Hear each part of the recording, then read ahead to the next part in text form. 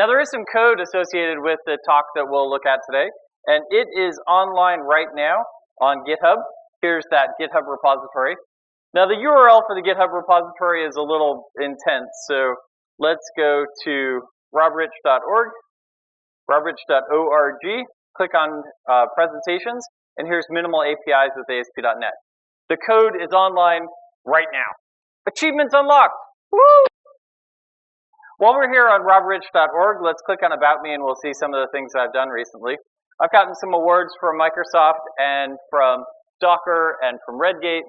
AZ Give Camp is really fun. AZ Give Camp is where we build software for charities. We start Friday after work. Sunday afternoon, we deliver completed software back to the charities. Sleep is optional, caffeine provided. If you're in Phoenix, come join us for the next AZ Give Camp. Or if you'd like a Give Camp here in Bangalore, then hit me up here at the event or find me on all the socials. Here's all the links right up there. And let's get a Give Camp in your neighborhood too. Some of the other things, I got to work on this book, Pro Microservices in .NET 6. That was a lot of fun to work with. A-Press actually has a booth out here, so go say hi. And one of the things I'm particularly proud of is I replied to a .NET Rocks podcast episode. They read my comment on the air, and they sent me a mug. Woo! So there's my claim to fame, my coveted .NET Rocks mug. And if you'd like a .NET Rocks, no, I'm just kidding. If you've ever listened to the podcast, it's really fun. So let's talk about minimal APIs. So I've got here this one file. It's this csproj file. Let's open that up in VS Code. We could open it up in Visual Studio as well, and we'll play with Visual Studio as well. And it's just a csproj file, just a project file. And for the most part, all it says is we're running .NET 7. It is a web project, which is pretty cool. And so let's go build a web server. New file, program.cs. Ooh, VS Code says, would you like some extra files? Sure. It adds the .vs Code folder that helps me debug when I run the debugger here. Okay, so let's go build our application. Var builder equals web application dot create builder. Var app equals builder dot build app dot run. And that's all we need to be able to start up a web server. Well, what's it going to do? Let's actually tell it what we want it to do. App.map get. I want to map the home page to this thing where it says return new message equals hello world. And actually, I want to take it a little bit farther. Let's take in a parameter, and I'll make that optional. Name, and I'll say hello to the name. But if you don't pass me one, I'll return world. Cool. Now that we've got our web server built, let's fire it up. .NET run. It'll take a minute to compile and start it up, especially because my machine is doing so many other things too. But then up pops our web server. There's our web server, it's running, and so we can come in here to this URL, and here's hello world. Nice. Now what's interesting, let's pull up the Chrome developer tools here, and go to request, refresh. We can see that it's got a get method, we've got the content type set correctly in our response, application JSON. We did some, let's also do this and we'll say question mark name equals GIDS. And so now we can do that. We've got query string parsing, we've got JSON results, all of that is serialized, all here in 4 lines of code. Cool. That's a minimal API. That's it. Thanks for, no, I'm just kidding. But that doesn't look anything like the application I was coding at work yesterday. What's with this? That's just weird. How did we get here? Well, we just built our web page here. The ASP, the bare minimum one. And now let's go through each of these things, starting with an ASP.NET 5 project and upgrading it all the way into ASP.NET 7. Cool. So I'll open up this ASP.NET 5 thing inside of Visual Studio. Here's my website. Oh, if I wanted to create a new minimal API project, I could say new project here, and then I can pick the ASP.NET Web API template, and that one looks good. And then I can say use controllers, or I can uncheck this, and now it will build a minimal API. So that's kind of how it'll scaffold out that CS prod for us. But we're just here in a regular old ASP.NET 5 website. Now I have my controllers, I have my pages, I have my views. So let's fire up this website and take a look at it. Run the site. Building, building, launching. Okay, we've got this website. That did not load. This may be a very different demo.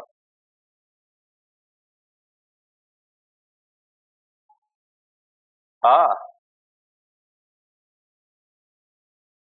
If the presenter doesn't stop the old website first, the new website doesn't work. Let's stop that website. Cool. Now that that website is not running, let's start this again. And now here's our website. Now if you've ever used the ASP.NET templates in the past, then yeah, this looks pretty standard. We've got a home page, we've got an about page, we've got some JSON content here with a weather forecast, and I rigged up Swagger as well so that you can use this cool UI to be able to test it.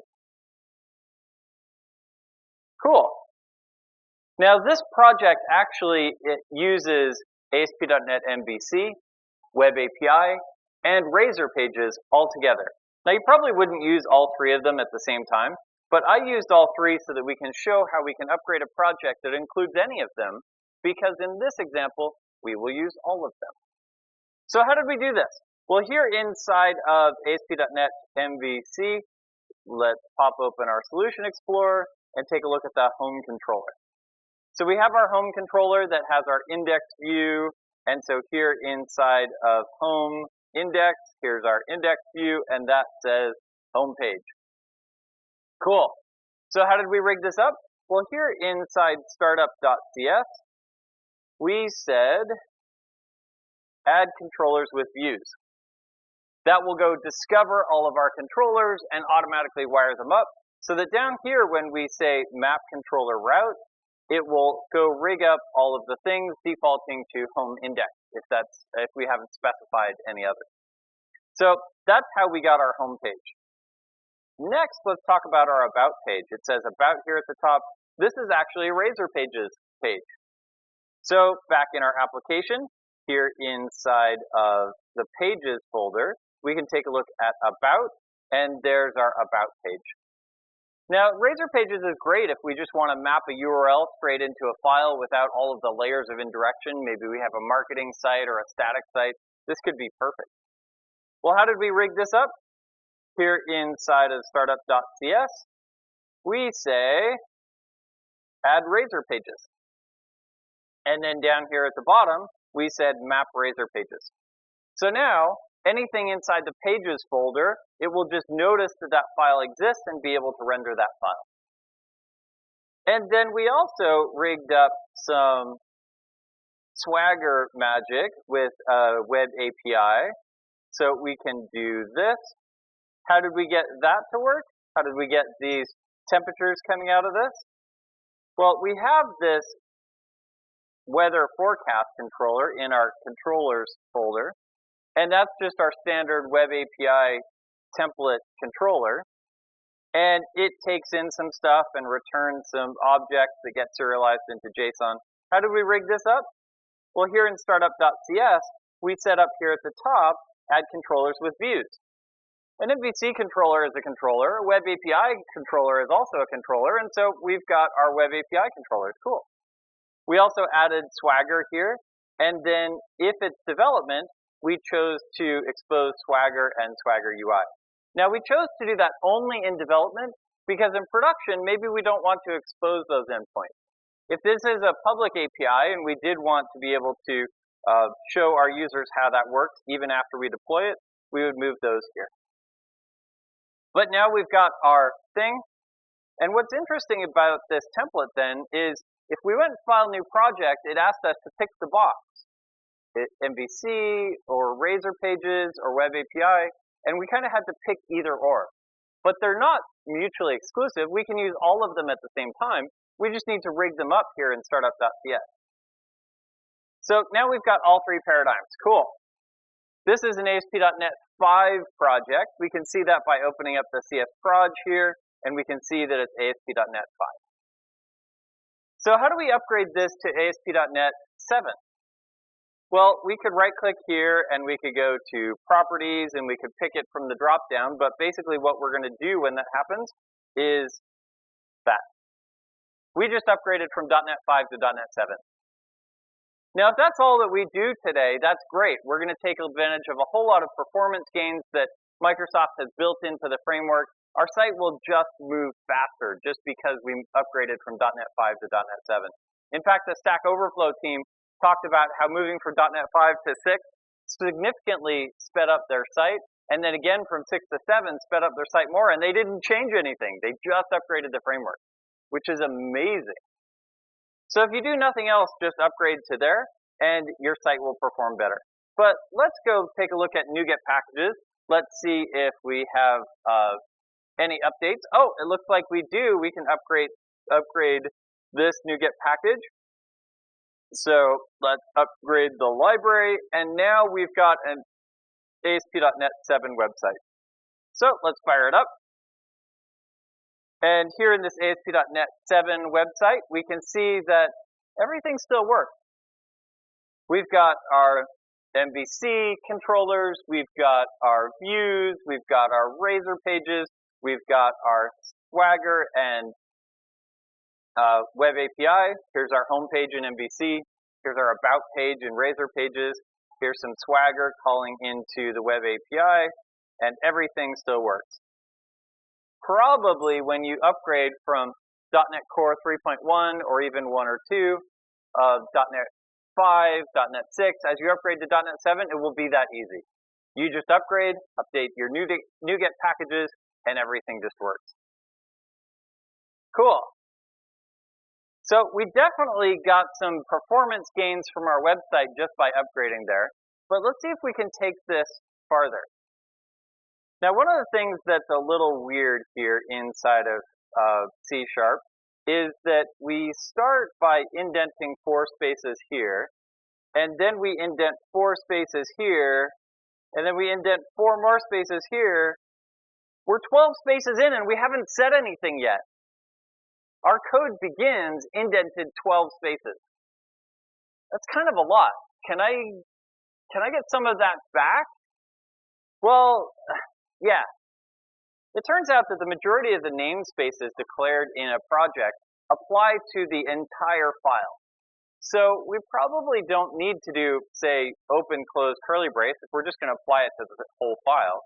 Let's instead type semicolon and make that namespace apply to the entire file universally. Now, if we have a generated file or if we have a file that does need to include multiple namespaces, we can definitely use the older syntax. It continues to work. There's no plans to deprecate it at all. But for those places where we want a simpler syntax, now we only indent 8 spaces instead of 12. Cool.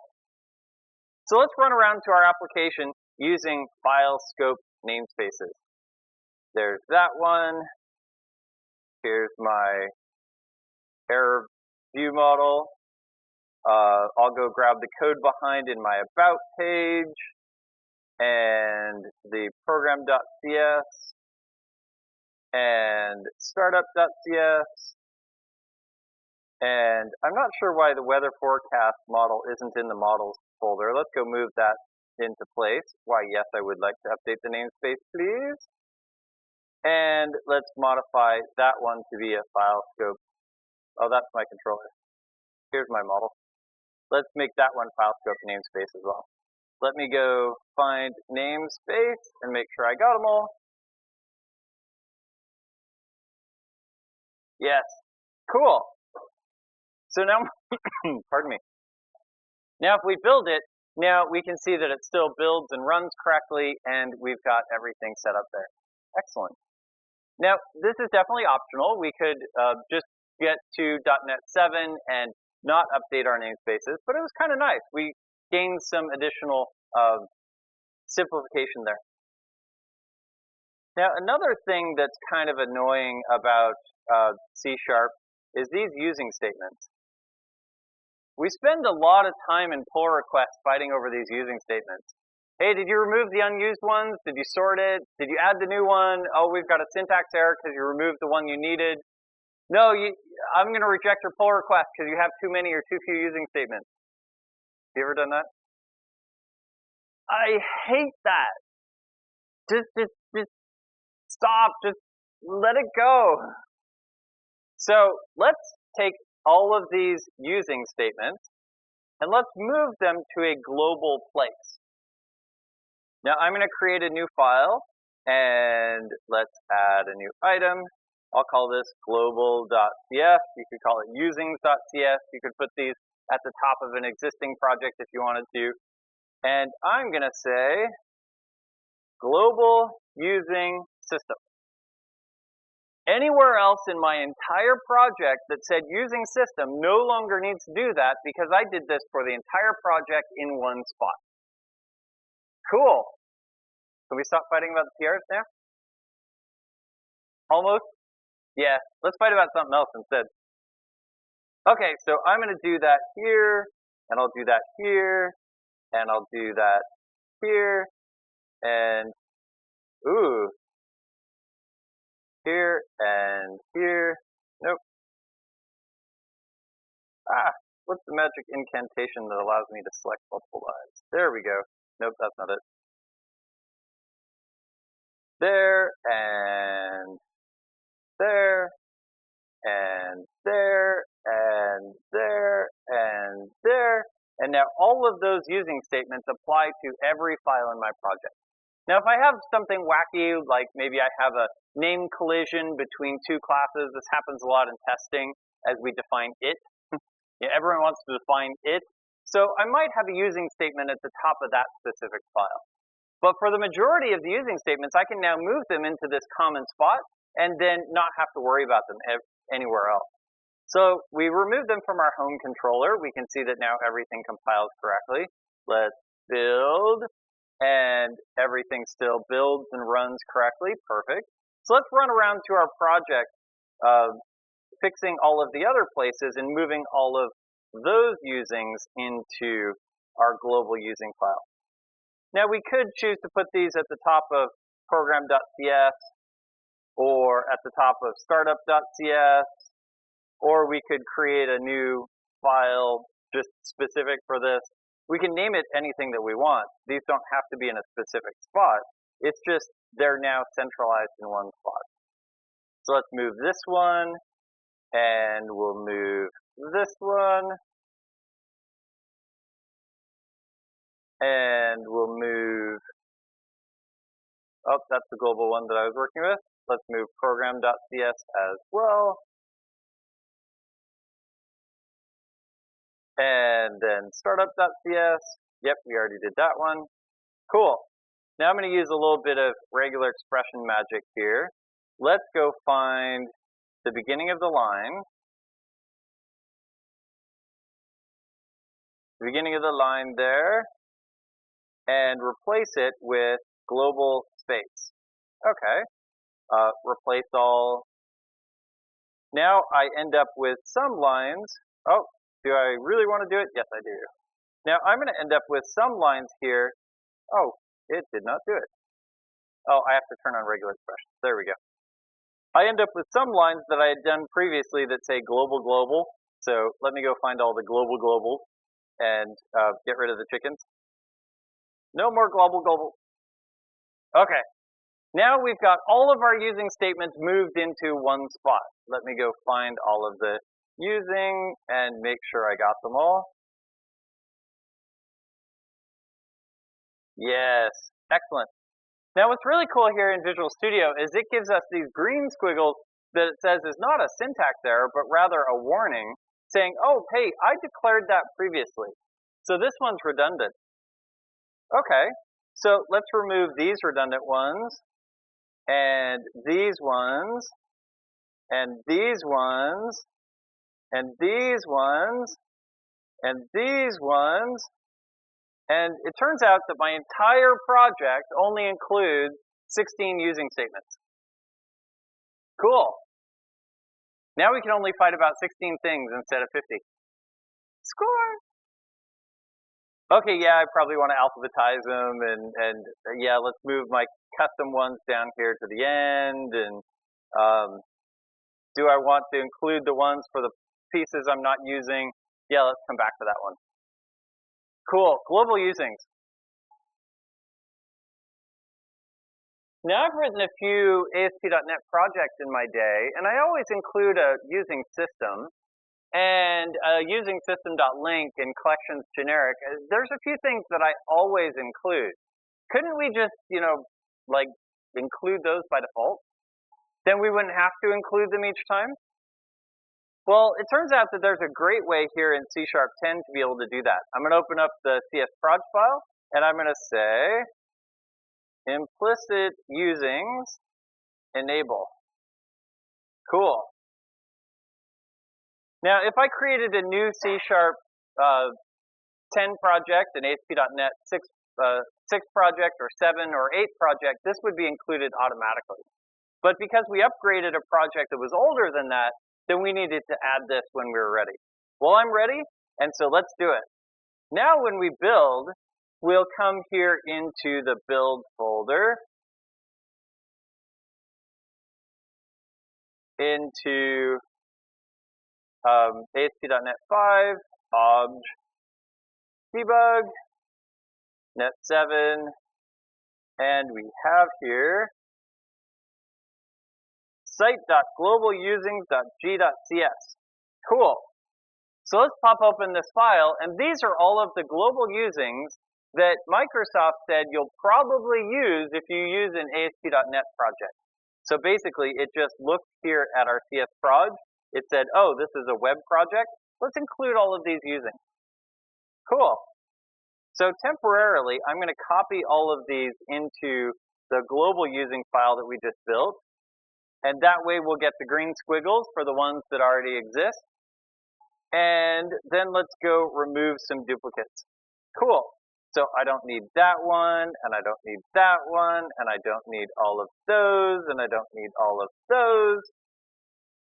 Removing the global usings. Oh, hey. We only have 5 usings. Now we only get to fight about 5 things instead of 16 or 50. That's pretty cool. All of these using statements got included automatically when we turned this on, so that we didn't need to worry about those usings ever again. Now the bummer part is, as we're coding along, Microsoft knows that we have those using statements, but Visual Studio may say, hey, I think I need to add a using statement here, and it doesn't know what convention we picked.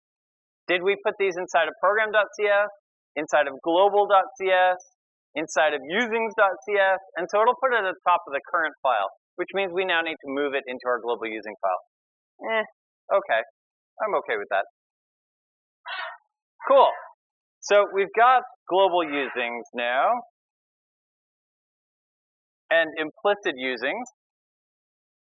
Now, one of the things that's really cool with new projects is a new startup experience. Let's come here into program.cs. Now, as C programmers, or as Java programmers, or even Python programmers, we're looking for that public static void main. That's the beginning of our application. And here's that public static void main, calling this create host builder. Here's that create host builder. Why is that separate? I don't know. It looks like it's just kind of figuring out where startup is. Then it does build and run. What does build and run do? I don't know. Why do I have all of these pieces? And then, like, all it's doing is pointing me over here to the startup.cs, which is a completely different thing. Let's simplify this a little bit. Think. Think. Okay.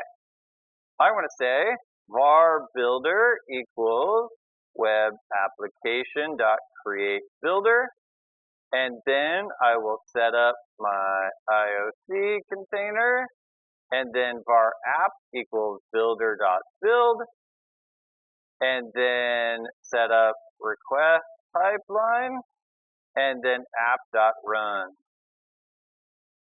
Cool. Now I totally get what's going on here. This makes a whole lot more sense to me. I can see what's happening. It's starting to explain itself real well.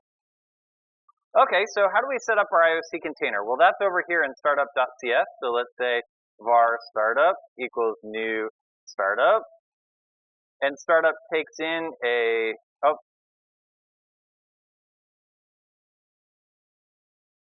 it takes in an iConfiguration, so let's pass in an iConfiguration there. Builder.configuration, cool. So let's set up our IOC container, startup.configure services. Now that takes in a services, let's pass in builder.services. Set up request pipeline, well, we have a method here on startup for that, startup.configure. And that takes in an app and an environment. So let's pass in app.environment. Cool. Now we can see really elegantly what happened here. We're now calling into our other class to be able to set up the thing. And if we like that separation between public static void main and those other methods, we could definitely stop here. But I kind of want to get rid of startup.cs. I kind of want to fold that into place and just make it one big thing.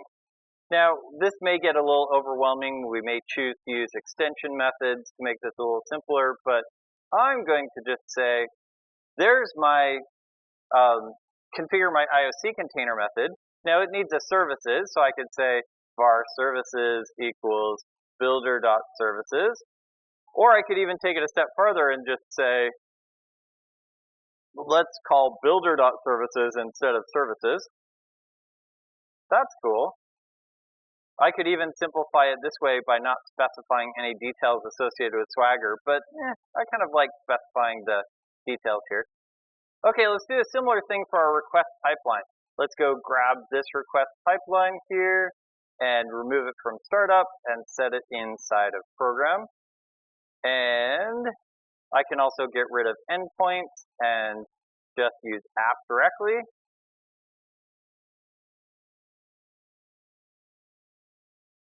And that means I don't even need the startup thing. Let's go delete startup completely. Goodbye, startup. Cool. And if we build and run this app, we can see it still works great. Error. End. Ooh, end doesn't exist. Uh-oh. Let's undo. Revert. Fail the pull request. App.environment. Thank you for that. Typo fixed, and now it builds successfully. I love the crowd of unit tests. That was amazing. Cool. So now we've got this new experience, but we're still indenting 8 lines before we do anything. What if we could say not? Now this only works in program.cs. It does not work in any other files, but we can just specify the body of the public static void main method. We don't need to specify the class. We don't need to specify the method. We just put the stuff in. And in fact, we can even grab the command line arguments there, and it will just pull that in from the command line. That's cool. Now this only works in program.cs, and the hard part is I get addicted to this, and then I go into, say, my controller, and I'm like, so can I just, no, it doesn't work here. It only works inside program.cs. But that's cool. We just got that new startup experience. Now, arguably, this is a smidge long.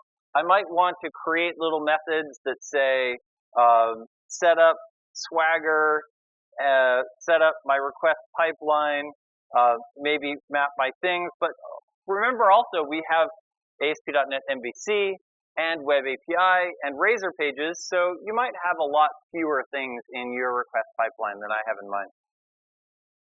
Cool. So we've got implicit usings, we've got global usings, we've got the new builder, we've got file scope namespaces.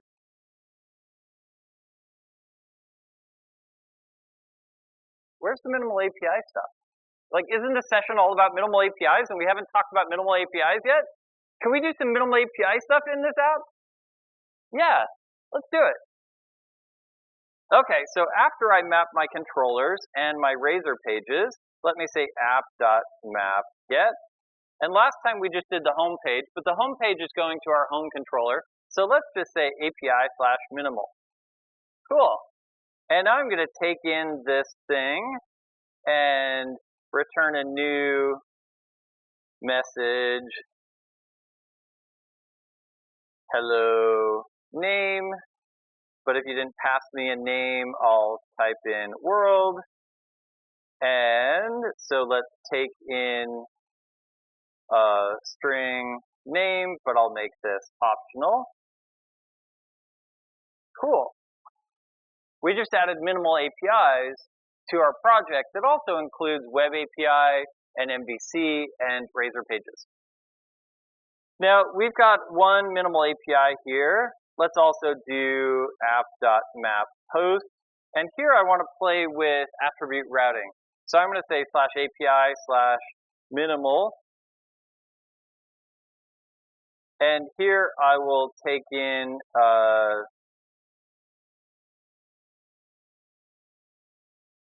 /1/2. Cool. So now I have some parameters here. I'm going to take in int1 string 2, and then I'll return a new message here where I say the message is 2, and I'll give it an ID of 1. So yeah, I'll put an ID here. ID equals, I don't know, 7. Cool. So that's map post with attribute routing. That's pretty cool. Here with these attributes, much like they would work inside of any controller, we just specify parameters that we want, and then we take them in as parameters into our Lambda, and everything just works out great. But what if we have more logic in here? So let's do app.map put. Now here, I'm going to say this goes to API/minimal/ID, and it's going to take in the int ID and object body. Now with this method, I want to do a little bit more logic. I want to say, let's validate the body, and in this case it was true, but if it's not true, then I want to return this dot bad request. That's how we did it before, right? In our controllers, we would just say bad request. Then we would save to the database and then return OK, passing back the body. Cool. Everything works, right? Except for, what is this? Well, in a controller, this is the class that we had. Here, what is this? It's this little Lambda method, which happens to not have a bad request property on it. Silly us, we didn't write bad request yet. So how are we going to handle this? Well, we can actually use this results class that has a bunch of methods like bad request and OK. And so if we take a look at this class definition, go to definition, we'll see this is a static class that has lots of different methods like challenge that'll return a 401, and forbid that will return a 403, and content where we can just pass in an object and it'll nicely serialize it into JSON. We can also see that it always returns an iResult, and that iResult interface is just an iResult that has an execute async method. So we could build our own things if we wanted to say, one of the things I like to do is return a status code and a JSON object. So I build my own iResult where I can pass in those two things and set both of them. Cool. So we could say bad request, or not found, or error, or custom thing here, and now we can return our result. Bad request. Cool. So we've got minimal APIs. Together with Web API, together with MVC, together with Razor Pages, all in one project. That's pretty cool. So this is a little bit weird. I kind of want to take in a strongly typed object here. So I'm going to create a new object. I'll call this minimal model. And let's use file scope namespaces. Public int ID, get set.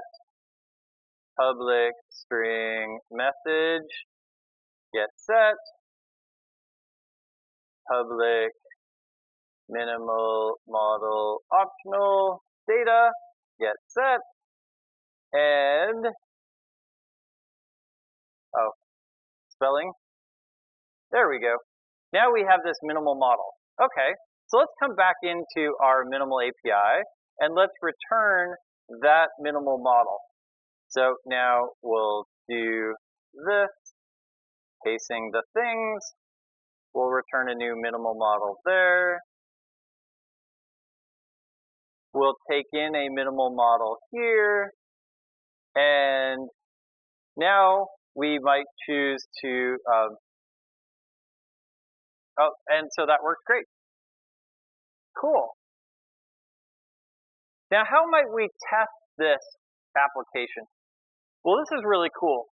Previously, what we would have to do was we would have to go find an open port, and we'd spin up our website, and we'd fire requests at it, and we could do that, which is really cool. But we'd have to discover that open port, we'd have to launch the thing, we'd have to make sure to kill it at the end of our request. That's kind of involved. So I'm going to close this solution. We just live coded this one and this one and this one and this one and this one, and I will just open up the testing folder just to save us a little bit of typing. So we have our same website here, and I want to write a unit test for this weather forecast controller. Now, the cool part about a unit test is I probably want to mock out this logger. I don't want to actually log stuff. And as I call this method, I don't know what the temperatures will be. I just know that there will be 5 of them. Okay, so let's come build our unit test. So I'm going to start off by creating a new instance of my application. Oh, let me reset the demo a little bit.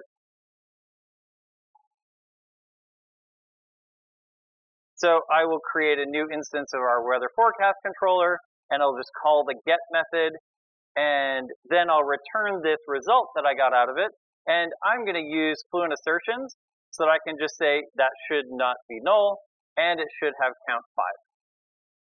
Now in this case, I'm using xunit, and thus this says fact, but I could also use mstest or nunit, in which case this would say test. Easy enough. I like xunit because xunit is the testing framework that the ASP.NET team uses to test ASP.NET. If it's good enough for them, I think it's good enough for me. I like here also that we have this assertion scope. Now this assertion scope is really awesome in that it will run all of the assertions and then fail the test if any of them fail. Have you ever written a test and then you check it in and it fails on that first assertion and you're like, ah. So you fix the assertion, you check it in again, and then it fails on the second assertion, and then the third. By using an assertion scope, it's going to run all of these and then fails, showing me all of the failures together, rather than just stopping on the first failure. Now, I do need to pass in a logger object, and I don't really have one, so I could go create a fake one, or let me reach into MOQ or MockU, the mock library. I'll create a mock iLogger of weather forecast. Now, in this case, we don't need it to do anything, and arguably we could have just come back in here and said, hey, we're not using this, let me just go delete it completely. But it's fun to show mocking. So back here in our unit test, we can create that instance, pass it into our object, and away we go. Now that's interesting, but if we change our parameters, we've now broken our test. Could we use dependency injection, inversion of control inside of our test? Well, yeah, we can use AutoMocker. And the cool thing about AutoMocker is it allows us to be able to build an IOC container of test objects. And part of the beauty there is that if a mock doesn't exist, it will automatically generate it for us.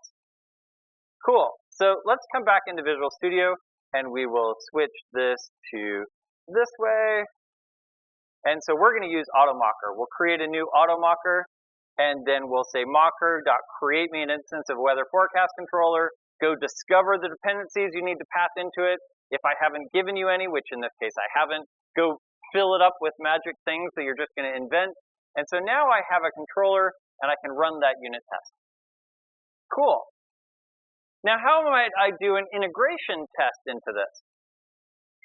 Well, this is really cool. Here's an integration test, and we have a new methodology here inside of C# 6 and 7, or C# 10 or 11, and ASP.NET 6 and 7, that allows us to be able to create a new instance of our application, create a new HTTP client associated with that, and then just use that HTTP client like we would any other C# HTTP client to just fire requests at it. Now, it's going to take care of finding the port and doing the things, except for actually it doesn't even spin it up. It does all of this in memory. But it is doing the full request pipeline. In our unit test, if we had any authorization or authentication details, any parameter mapping, we would have to take care of those. And instead here, we did that automatically, which is great. So let's go read the result as a string, cast it into a list of weather forecasts, which may be blank, and then validate that we got 5. Cool. And so we can do a similar thing here for our minimal API. Let's go create our fixture, and then create an HTTP client. We'll call /API/minimal, passing in the name of test. And then we want to read that body, deserialize it. Yeah, we could say read as JSON async. And then we wouldn't have to do that in 2 steps, but I kind of like deserializing it and then not, because I could use this body in my error message if that didn't work out correctly. Cool. So let's validate that our model is not blank, and that the ID should be 3 because I happen to hard code 3 in this case, and that my message says hello test. We could do similar tests for post, passing in our request body that in this case happens to be this object. We can deserialize that and validate that that works as expected. We can build these really cool integration tests now without having to worry about all the things. So let's take a look at this fixture. Well, this fixture is pretty cool. We just say we descend from that program.cs in our other project, and we want to create an instance of it, and then we can use configure services to be able to override anything. So for example, I don't want to hit my actual data context, so let me go find that data context, remove it out of this thing, and add a new in-memory data context, so I'm not actually hitting a real database. That's pretty cool. So in this case, I didn't need any mock services, but I could have done that.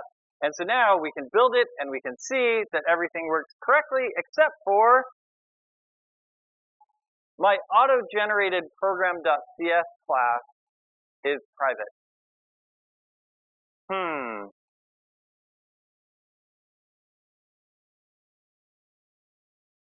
But I don't have a public static.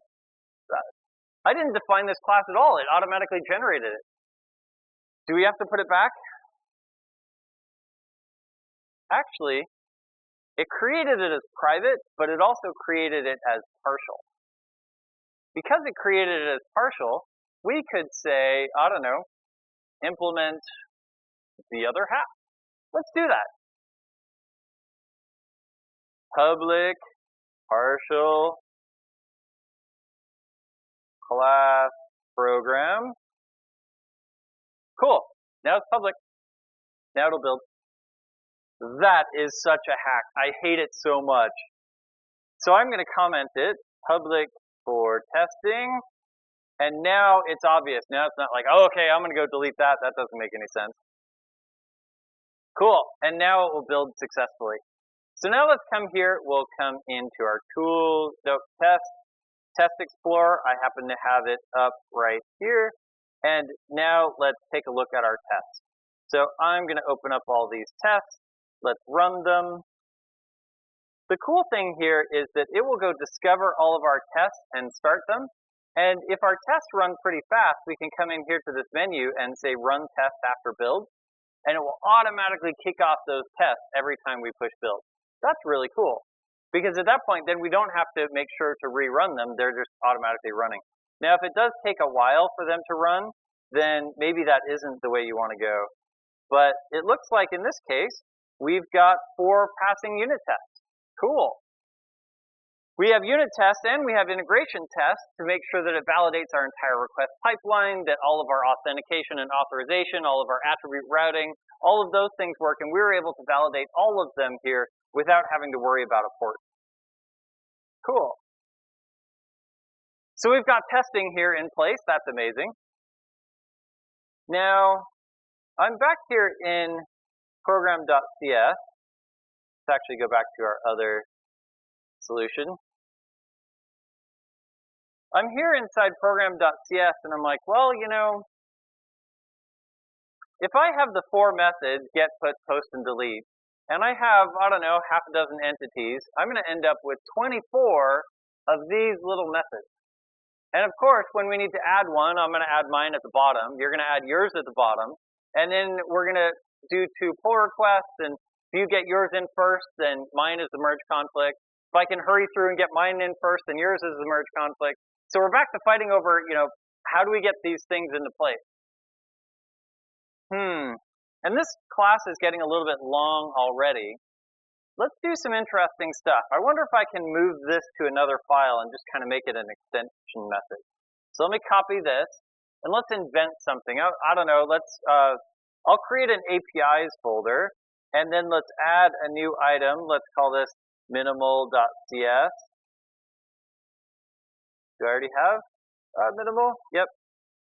Reset the demo. There we go. New file, minimal.cs. Ooh, file scope namespace. And I want to do something like this. Okay, I want to be able to move this into another place. So let's come grab this put method and let's say public minimal model put. It's no longer a lambda, it's now an actual method. Very nice. Oh, that returns an I result. Then let's come grab the post method.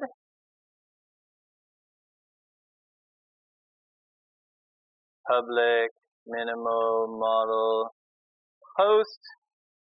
That is a lambda. Very nice. Let's come grab get public minimal model get. That is also a lambda. Excellent. And now let's invent, I don't know, let's call this public void init, and we'll take in a web application. And let's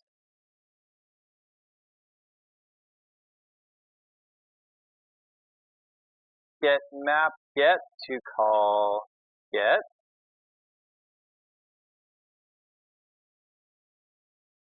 Yeah. There we go. and we'll get map post to call post, and we'll get put to call put.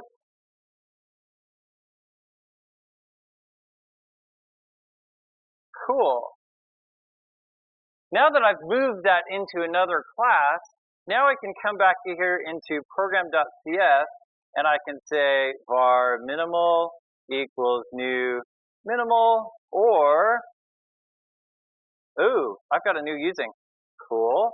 Let's put that using here in our global usings again. I'm not sure why we've got system.xml. Let's kill that one. And now back here, I can say, well, I could new it, but let's actually go grab minimal from our dependency injection. So app.get required, app.services.get required service of type minimal, and then we'll call minimal.init, or I could even take that a step farther and say, let's put init there. Cool. Now we've only got that one line, and so yeah, we still have a merge conflict, but we only have a merge conflict on one thing. Oh, I need to pass in app. There we go. So now it's really easy for us to resolve our merge conflicts. Cool. But I'm a little bit worried about this. What does this look like?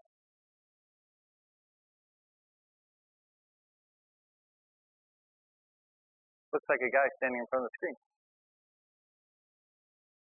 This looks like a controller. We just reinvented controllers.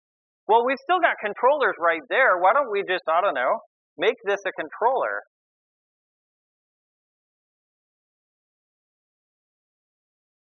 That's much better.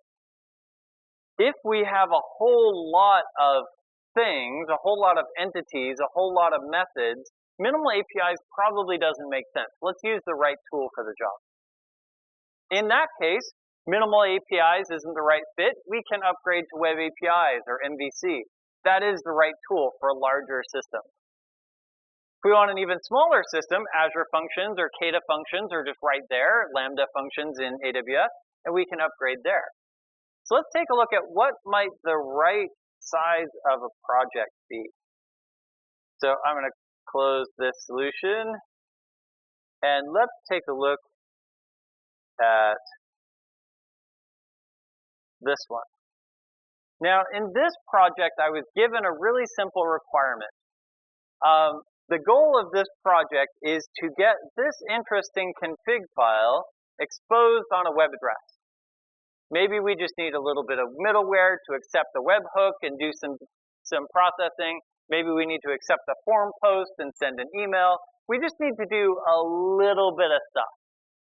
This is the right use case for minimal APIs. So we can see here in this project that we've got now one C# program, one C# file in the entire thing. And so let's open up that C# file and take a look. In 46 lines, we did the entire thing. So I don't have a global using file, so I'll put this one at the top. That's fine. Let's go read the interesting config. I happen to do this inside of a curly brace just to make sure I didn't cheat and use it later. Let's deserialize that into a strongly typed object. Here, I created this strongly typed object as a record class, so I could do it all in one line, just specifying the properties.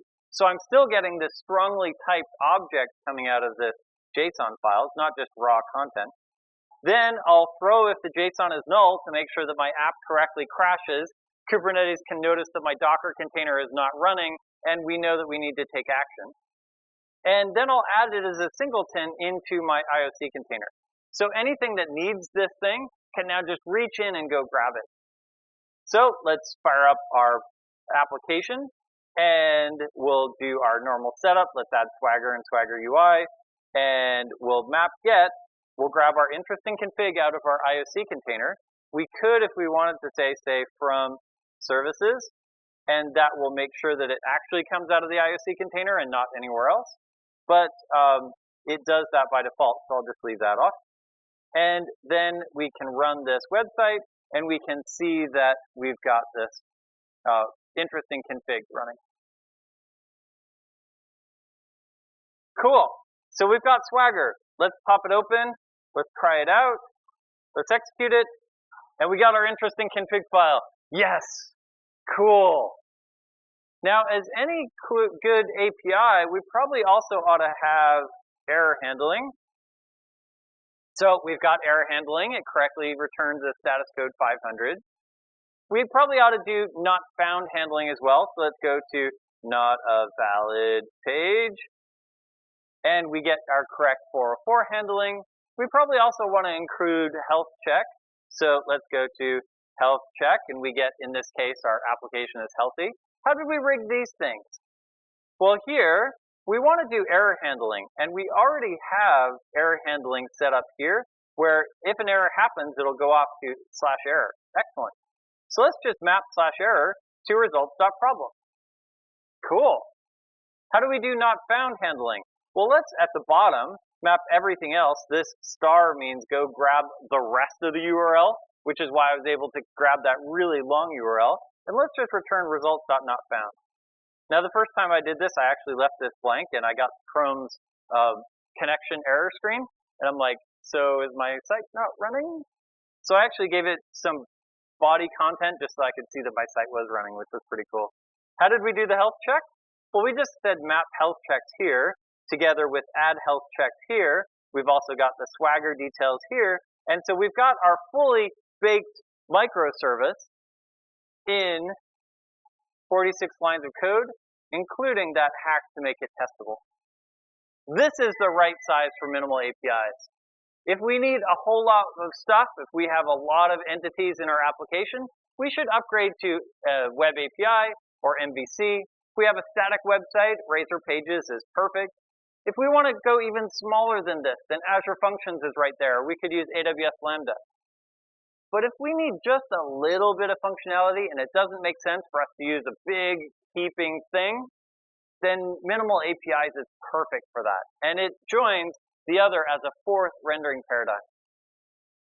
ASP.NET MVC, Web API, Razor Pages, and now minimal APIs are all great rendering strategies for being able to build websites in C#. The code that we saw, including all of the steps along the way, is up on GitHub right now. Here's the URL of that GitHub API, or you can head to robrich.org and grab that right now. Thanks for coming. This was a lot of fun.